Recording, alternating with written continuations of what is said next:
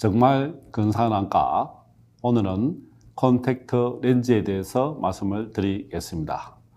콘택트 렌즈는 청소년들 그리고 특별한 경우에서 안경 대신 많이 착용하고 있는데요. 근데 콘택트 렌즈의 여러 가지 종류 그리고 사용 방법 그리고 어떻게 관리할 것인가 말씀을 드리도록 하겠습니다. 저는 안과 전문의 안과의학 박사 정근입니다. 반갑습니다. 콘택트 렌즈는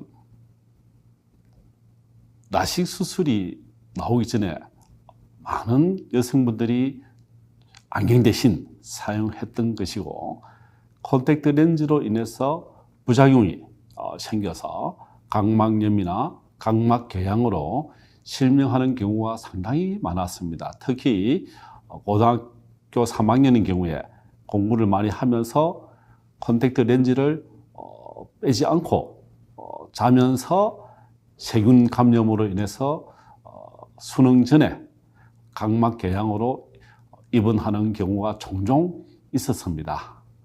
지금 최근에는 위생 건강이 많이 좋아지고 콘택트 렌즈에 대한 그런 여러 가지 안전 그리고 관리 이런 부분들이 많이 좋아지면서 합병증이 많이 줄어들게 되었는데요.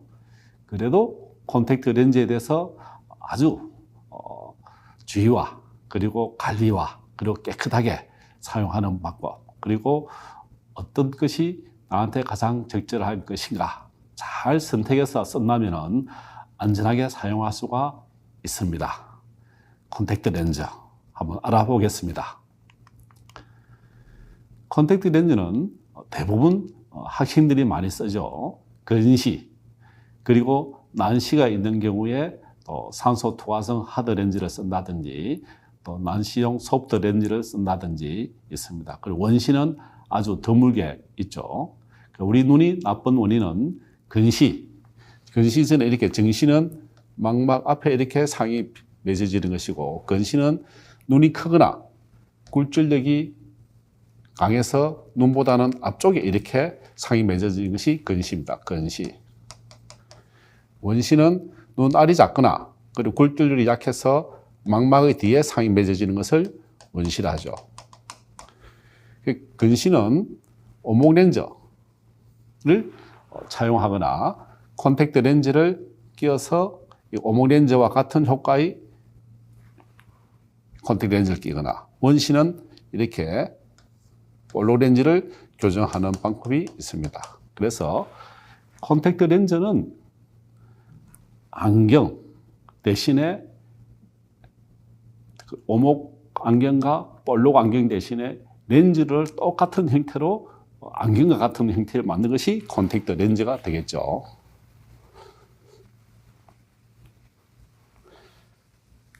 가장 안전한 것은 무엇일까요?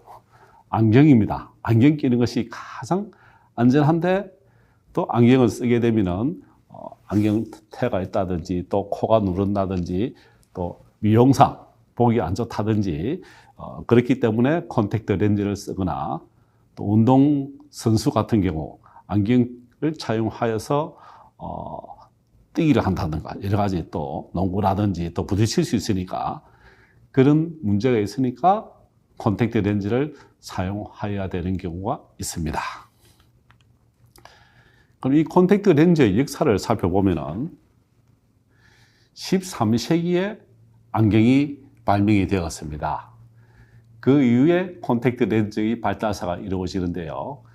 레오나르도 다빈치, 유명하신 화가죠. 모나리자. 콘택트 렌즈를 만든 게 아이디어를 낸 거예요. 그런 상황에서 1880년도 안과 의사가 유리로 된 렌즈를 발명을 했습니다. 유리로 된 렌즈가 얼마나 커서 아프겠어요.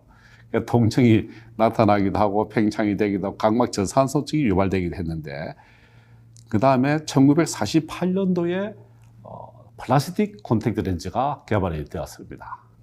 그리고 스핀캐스트로 된 소프트 렌즈가 또 개발이 되면서 바슈롬사 유명하죠. 획기적인 소프트 렌즈가 1971년도에 나오게 되었어요. 그리고 1979년도에 어떻게 보면은 지금부터 한 5년 전에 실리콘 재질의 RGP 렌즈, 하드 렌즈 중에 산소 투과성 하드 렌즈가 개발이 되었고 미국 FDA 허가를 얻게 되었습니다. 그리고 86년도에 불수화합 RGP 렌즈, 플루로 실리콘 아크릴레이트라는 이런 보스턴 렌즈가 개발되었습니다. 그리고 그 이후에 1989년도에는 시력을 교정할 수 있는 OK 렌즈가 개발되었죠. 렌즈를 사용하고 자면은 아침에 눈이 교정이 되는 꿈의 드림 렌즈라 일명 불리기도 하죠. 이렇게 콘택트 렌즈가 많은 역사, 이거는 하드 렌즈죠. 쉽게 말하면 하드 RGP 렌즈. 큰 것은 소프트 렌즈가 되겠죠. 이렇게 구분이 되어 있습니다. 콘택트 렌즈는 눈 각막을 덮고 있거든요. 각막을 이렇게. 각막을 덮고 있으니까 우리 공기 중에 있는 산소가 눈 각막에 들어갈 수가 없는 거예요. 각막에는 혈관이 없습니다. 혈관이 없으니까 눈물을 통해서 산소가 공급되거나 대기 중에 공기를 통해서 들어오거나 눈 안쪽에서 또 방수를 통해서 산소가 공급되게 되는데 콘택트 렌즈를 덮고 있으면 어떻게 했습니까? 산소가 공급이 원활하지 않게 되겠죠. 그죠? 그래서 각막을 덮어서 정상적인 산소가 들어오는 것을 막을 수가 있다. 그리고 눈물의 흐름을 차단한다. 그죠?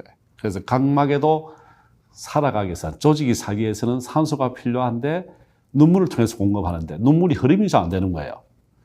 그러면은 각막에 저산소증이 빠지게 됩니다. 그러면은 각막이 회복이 저하되면서 각막이 붓게 되는 거예요. 부종. 그래서 이렇게 살아가야 되니까 혈관이 막 자라나는 거예요. 혈관이. 각막 주변 부위에 있는 결막의 혈관들이 자라서 들어가게 되면 안 좋겠죠. 혈관이 들어가게 되니까. 각막은 투명한 조직인데, 그리고 혈관이 없는 조직인데 산소 공급이 안 되니까 결막의 혈관이 자꾸 침몰에 들어가면은 투명도가 떨어지게 되겠죠. 그죠? 그래서 눈에 산소 공급하는 것이 에너지원인데 콘택트 렌즈가 에너지원을 차단을 하기 때문에 혈관이 자라 들어간다거나 각막이 붓는다거나 여러 가지 문제가 생길 수가 있습니다. 그러니까 콘택트 렌즈는 뭘까요? 각막에 붙이는 하나의 안경알이다 생각하시면 됩니다. 안경알. 안경알을 부착을 하니까 각막에 산소가 부족한 거예요. 그죠? 이게 전체의 우리 눈의 콘택트 렌즈의 주 문제점입니다. 산소. 죽은 소가 아닌 산소입니다. 콘택트 렌즈를 구조를 한번 살펴볼까요? 렌즈 이렇게 동그랗게 되어 있죠. 그리고 렌즈의 끝부분에는 이렇게 커브가 되어져 있습니다. 그래서 각막은 전면, 후면 커버, 전면과 후면이 커브가 되어져 있고 이 직경, 전체 크기, 그리고 가장자리, 그리고 눈물이 들어와서 또 렌즈의 형태를 눈물이 들어가서 또 채우는 그런 일들. 이렇게 크게 커버, 렌즈의 커버죠, 커버. 커버는 어떻게 되죠? 본인 자신의 각막의 커버에 따라 맞추어서 렌즈도 커버를 맞춰줘야 됩니다.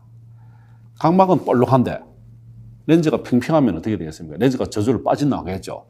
각막이 볼록하면 이렇게 각막이 볼록하면 렌즈도 이렇게 볼록해야 되는 거죠. 각막이 평평하면 렌즈도 평평하게 되겠죠. 이렇게 렌즈도 콘택트 렌즈도 눈이 각막에 커브에 맞추어서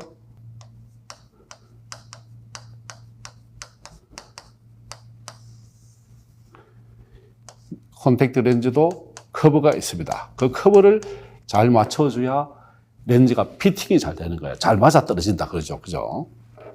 그래서 커브, 곡률이 중요하다. 이 렌즈의 커브는 어디서 정하신다 했죠? 본인 눈의 각막에 따라서 렌즈도 곡률을 가진다. 사람마다 각막 곡률에 따라서 렌즈 커브를 맞추는 것이죠. 이 커브가 잘 안 맞으면 렌즈가 많이 움직인다든지 렌즈가 눈에 딱 달라붙어서 눈이 딱 쪼이면 굉장히 아픈 거예요. 그래서 산소가 그리고 눈물이 교환될 수 있는 렌즈는 약간 조금씩 움직여 줘야 됩니다. 그냥 달라붙어 버리면 굉장히 눈이 압박감 때문에 아파요. 그래서 컨택트 렌즈는 커버 곡률이 중요합니다. 두 번째는 직경. 이게 아주 눈은 작은데 각막 작은데 렌즈가 크면 어떻게 돼요? 딱 그냥 덮어버리니까 완전히 그냥 커버가 돼버리죠. 그죠? 그리고 또 사람마다 동공이 또 크거나 작거나 그런 사람들이 있는 거예요. 동공의 크기에 따라서 렌즈가 너무 작으면 잘 안 보일 수 있겠죠. 그래서 그런 렌즈의 크기, 소프트 렌즈는 전체 각막을 다 덮고 하드 렌즈는 각막의 중심에만 있죠. 그런 차이가 있죠. 또 렌즈의 가장자리 틈새를 잘 만드는 게 중요해요. 이 끝부분에.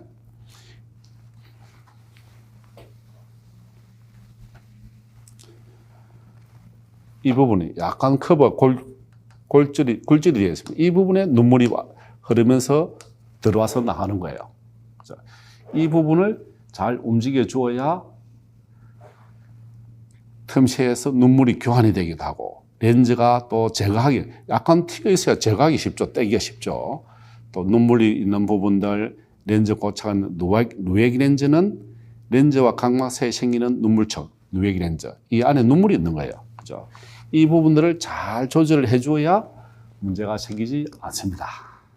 그래서 콘택트 렌즈를 전체로 보면은 렌즈의 커브는 우리 눈 각막의 커브와 유사하게 적응하게 잘 맞춰주는 것이 중요합니다.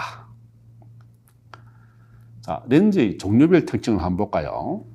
하드 산소 투과 렌즈, 그죠? 물론 그 앞에 하드 렌즈가 나와 있었는데 산소 투과성 RGP 렌즈가 또 나오게 되었죠. 이렇게 렌즈를 차용하게 되는데 하드 렌즈입니다. 이건 하드 렌즈. 빨간색 눈물이 이렇게 이동을 해주는 거예요. 눈물이 이동해주면서 산소를 공급해주는 겁니다. 눈물이. 그래서 눈물이 어떤 산소를 이동시켜서 각막에 공급을 시켜주는 역할. 산소가 없으면 우리 조직은 살 수가 없는 거예요. 그래서 산소가 눈물을 통해서 움직여주는 것이죠. 그죠? 그래서 하드 산소 투과선에서는 딱딱합니다. 또 산소 투과를 하니까 좋죠. 그 대신에 딱딱하니까 물을 함수를 하지 않아요. 난시 교정에도 좋다. 소프트 렌즈는 한번 보세요. 또 각막을 전체를 덮고 있어서 큽니다. 소프트는 말 그대로 부드럽죠. 말랑말랑합니다.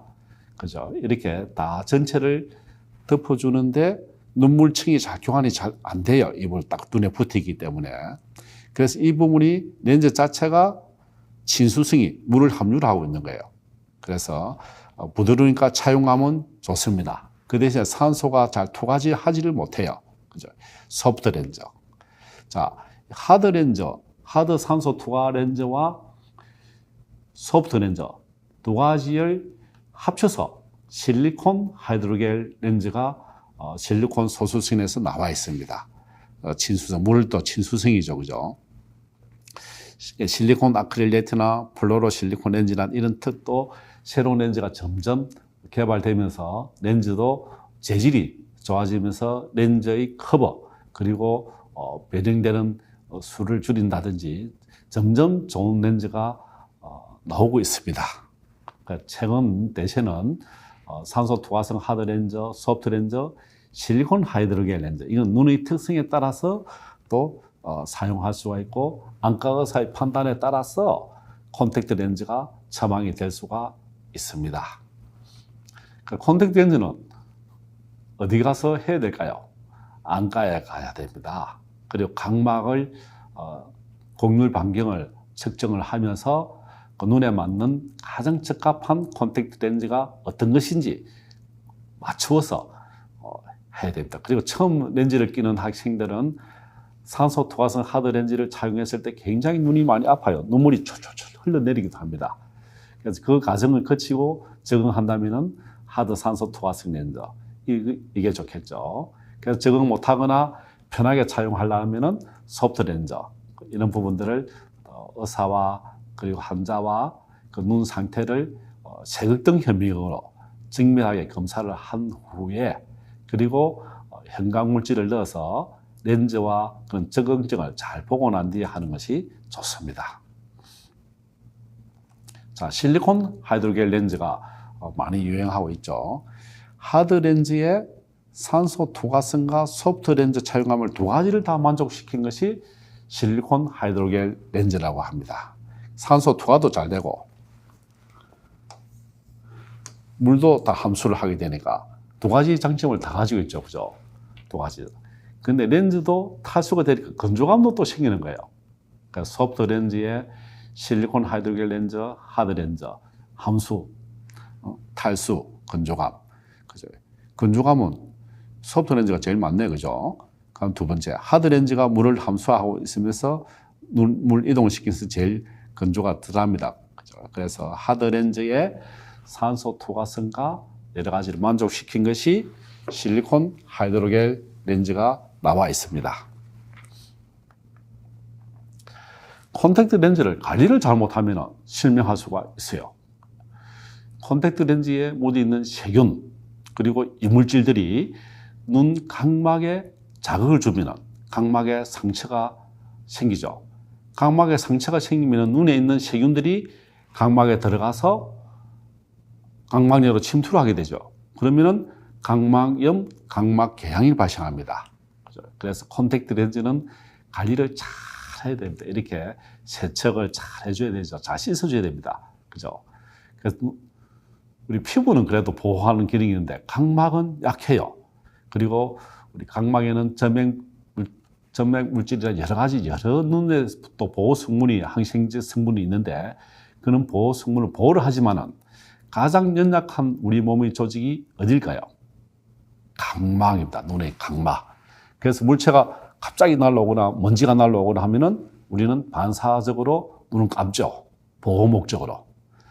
그래도 빠른 시간 안에 티가 들어오면 막지를 못해요. 그죠? 이럴 때는 무엇이 중요하죠? 안경 끼면 안전합니다. 콘택트 렌즈의 관리를 한번 볼까요? 렌즈는 소프트를 낄지 하드 낄지 RGB 낄지는 신중하게 하는 것이 의사와 상의하는 것이 좋습니다. 본인이 하고 싶을 때는 하는 것보다 의사와 상의해서 이런 렌즈 케이스가 있어요. 이 케이스에 렌즈를 두 개를 끼워 넣으면 어떻게 되겠습니까? 겹쳐버리게 되겠죠. 그죠? 소프트 렌즈 두 개 붙어버려서 또 손상이 옵니다. 오른쪽 왼쪽 표시를 두면서 두 개의 소프트 렌즈에 넣어야 되죠. 렌즈 케이스는 또 평생 쓸 수 있는 게 아니에요. 이것도 손상이 가거나 세균이 들어오거나 또 오염될 수 있으니까 정기적으로 렌즈 케이스도 교체를 하는 것이 안전합니다. 렌즈는 눈에서 제거를 했어요. 놔두면 좋을까요? 아니죠. 즉시 바로 세척을 해야 됩니다. 자기 전에 렌즈를 빼던데 그 렌즈를 빼고 난 뒤에 그냥 놔두버리고 목욕탕에 두거나 하면 안 되는 거예요. 바로 즉시 씻어서 깨끗하게 세척을 하고 보관을 해야 되는 것이죠. 다섯 번째, 갑작스럽게 이물감, 눈부심 이런 자극 증상이 있으면 어떻게 해야 될까요? 집에서 치료하는 게 좋을까요? 아닙니다. 안과로 가야 되죠. 그리고 항생제 안약이나 인공 눈물약이나 넣어서 눈을 일단은 보호를 하고 안 좋을 때는 바로 즉시 안과로 가자. 그렇게 해야 안전합니다. 왜 그럴까요? 눈 안에 렌즈를 통해서 세균이 눈에 들어가면은 각막염이 발생하고 각막염이 발생하면은